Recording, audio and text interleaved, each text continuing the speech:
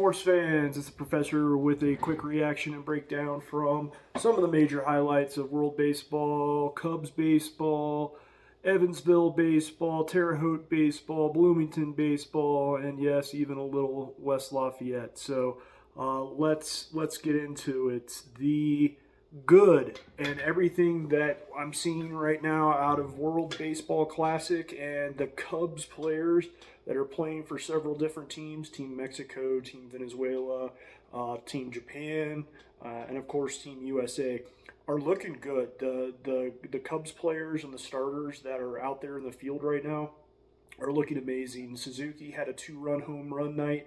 Team Japan undefeated. Javier Assad pitching for Mexico, for Team Mexico. They're undefeated. Team USA, obviously, P. Crow Armstrong starting center fielder, higher on base percentage and hitting percentage than what we'd seen in the minors thus far. He's looking good. Alex Bregman, home runs in World Baseball Classic. He's looking good. So overall, definitely Matthew Boyd pitching, definitely looking good as well. So overall, loving the fact that the most likely starters or folks who will be on the starting roster for the Cubs are holding it down in World Baseball Classic. That's a great thing. Right now, as we talk team for the Cubs, the team members that aren't at World Baseball Classic, because I've been paying a little bit more attention to that just to see some different players on the day-to-day. But back in Arizona, Dansby Swanson and Carson Kelly are the two standouts in spring training that are showing their value, showing their worth, showing their glove, showing their batting percentage. They're having an excellent spring and very much hope that it continues to carry over.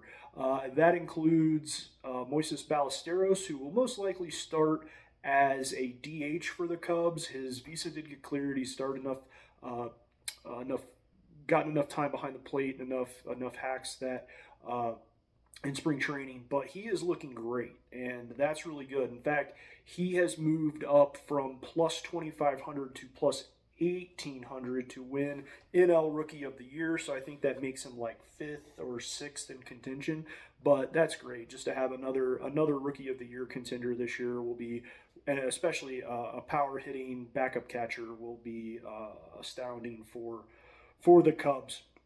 When we move around and talk in-state sports, I want to highlight the Lady Hoosiers and IU softball team dominating right now. So retract former statements of the best team in the state being, at the time it was Purdue. Then later on, it was Indiana State showing up and getting 2 ranked wins in conference.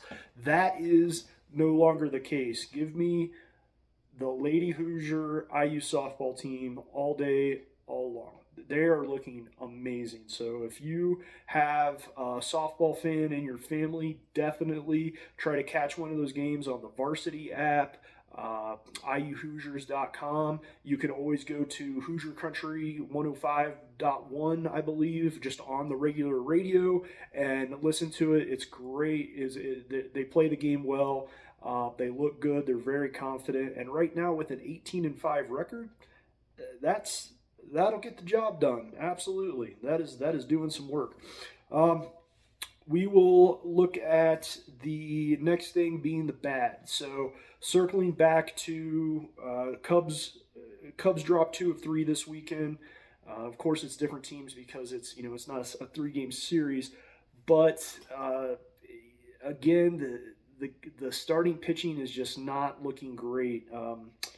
Starting pitching is only going about 1 inning, and now granted, they're not really starting 2 of the games this weekend. They didn't start an actual starter, but the pitchers that were being given opportunity to start the game and go 3, 4, maybe even 5 innings, they weren't doing it. So it was majority minor league guys, but the reason why you watch those guys in spring training is because that's your depth as we move throughout the season. And if one of our actual starters in the rotation get hurt, or we need to pull up different bullpen options, those are the guys, and those are the guys who are going to be eating up those innings. And when they're coming out with like 1 1/3 inning, can't even make it through the first inning without giving up 4 runs, that is not good.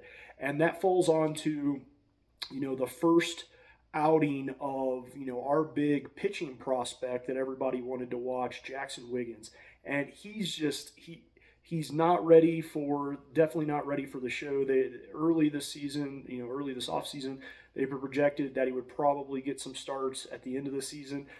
Barring his two outings have been mixed bag. Definitely not the first one. He gave up 5 runs without recording 3 outs, I believe.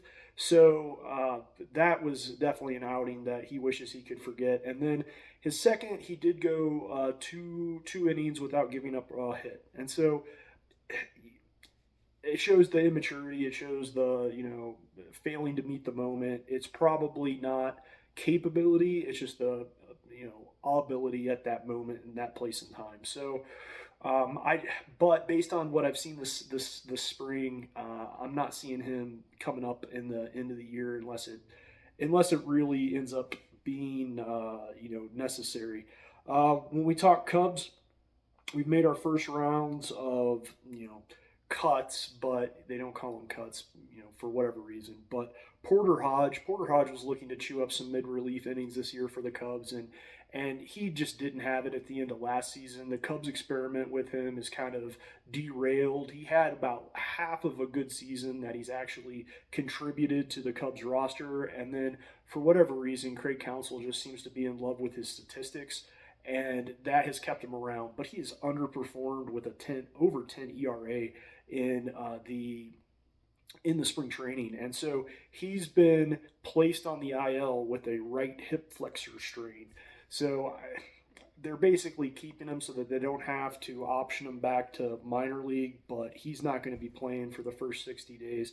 And that also came with Jordan Wicks. Jordan Wicks, another pitching prospect that we have had, and the numbers look okay for him, but when it comes to these in-game situations, he just gets hit around and doesn't perform even in these spring training games. I don't know how we're placing him also on our 60-day IL. I don't know how he'll come back off the 60-day IL. He'll probably get some rehab starts at AAA, and then they're going to have to add him or DFA him from the major league roster. So it might be just how to buy time, the strategy of spring training, coaching in baseball. That right hip strain might be fixed in pretty soon, but it gives them more time to get some more pitches and some more coaching under their belt there at camp. So that's what I'm going to assume for those guys. Then we got to talk.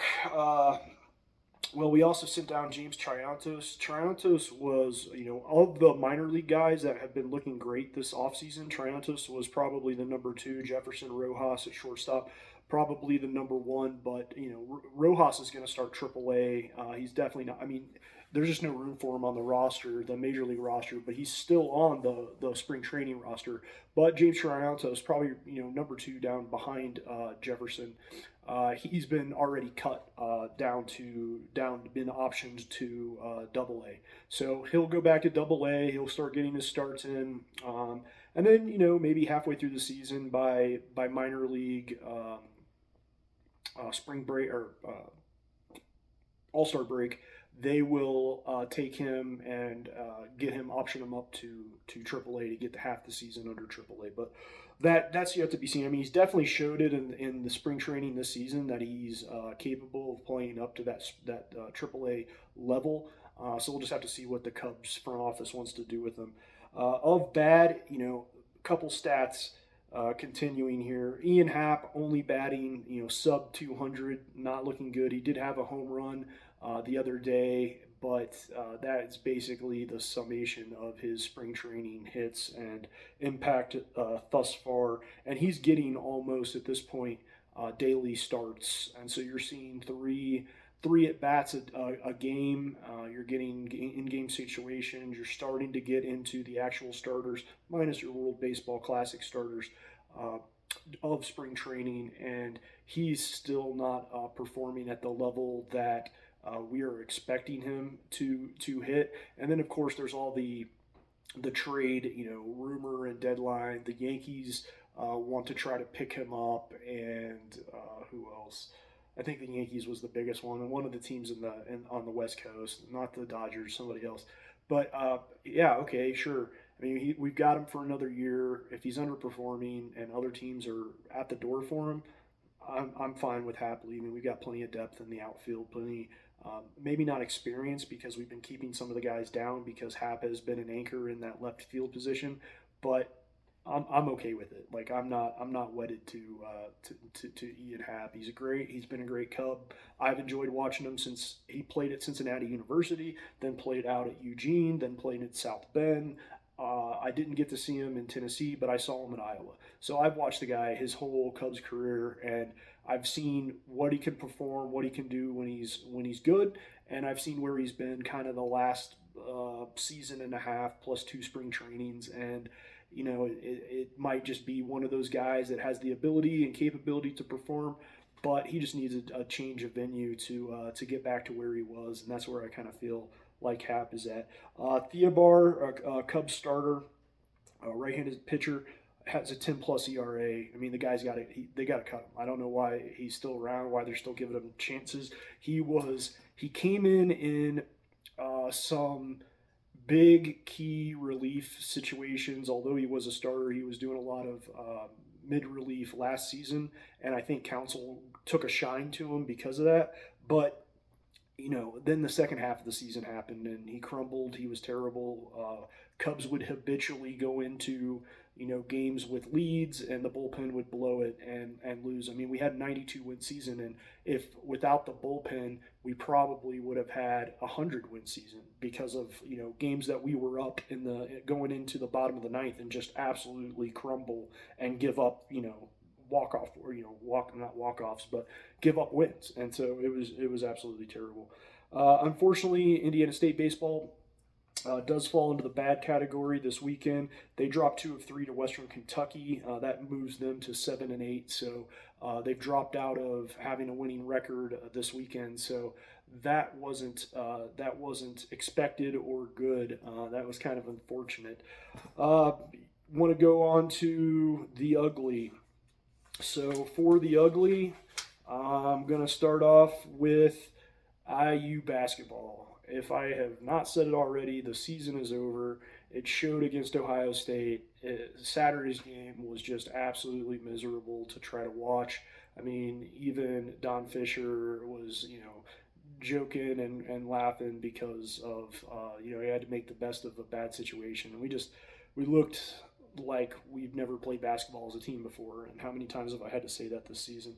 Same problem, same issues. Coach cannot seem to crack the problem of points in the paint, turnovers,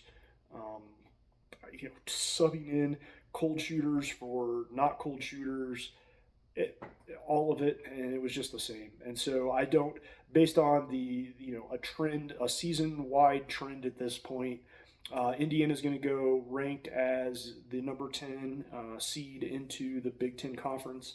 We'll play day 2, and I don't anticipate us winning, even though we're not day 2. We're the second round we're not the playing games, but we're the second round. So even playing a most likely lesser seed, we're just not built for any kind of continued season at this point. The next item to crack is, will coach take them to the NIT if invited? And it's been an interesting dialogue, and I disagree with a lot of the talking heads. So a lot of the team is leaving. This was kind of a one and done NIL year for a majority of the starters, 3, I think, of the starters. And one is also going to be moving on as a graduate. So I don't think we have enough of a core left to make anything of it to go to the NIL, and I think that the time is probably better spent. My original opinion was no, if we're going to keep a majority of the core, let's run it into the NIT and try to get some more sets and reps in. But I do agree that since a majority of your starters aren't going to be with us next year, what does that core look like, and is that time better spent by DeVries doing some recruiting? And I think that's probably the answer, probably the correct answer for this program. But would I like to see some more basketball? Of course, absolutely. Because right now I don't got anybody to cheer for in basketball. It is looking bleak. But we'll see. I doubt that at this point. Earlier on, I would have thought that perhaps they would have taken it, but maybe we make some kind of miracle run in the Big Ten tournament, and I'm just being a naysayer. So we'll see if that happens. Aces get swept. Evansville, unfortunately, falling into the ugly column, get swept all 3 games, Friday, Saturday, Sunday in Oxford against Ole Miss. That could have been really big for them. Purdue drops 2 of 3 versus a ranked Oregon at Oregon, but I did not know this. Overall, their record, they had a really good showing against non-conference opponents there for like a week. And so their overall record moves to, even with those 2 losses this weekend, moves to 9-5. So as far as male sports goes, that puts them ahead of ISU, definitely IU, and Evansville with the unfortunate loss of all 3 games this weekend. It does also put them with 2 ranked wins this season, not series-wide wins, but 1 ranked win against Oregon and 1 ranked win against Oregon State. So that will help their postseason resume, as it were. So that wraps it up for the good, bad, and ugly, and where we sit right now with Cubs baseball, World Classic baseball, in-state baseball, and the unfortunate demise of the 2025-2026 Indiana Hoosiers season. That's it for here. Have a good week, and as always, go Hoosiers.